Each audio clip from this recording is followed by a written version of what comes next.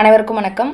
இப்போது உங்களுக்கு வந்து 7.5 சனி நடக்குது, இல்லை அஷ்டம சனியோ அர்த்தாஷ்டம சனியோ நடக்குது அப்படின்னு வச்சுக்கோங்க. அப்போது நீங்கள் வந்து எதுக்குமே பயப்பட வேண்டிய அவசியம் இல்லை. ஏன்னா சனி பகவான் நீதியாகவும் நேர்மையாகவும் இருக்கக்கூடிய நபர்களை எப்போவுமே எந்த கெடுதலுமே செய்ய மாட்டார்.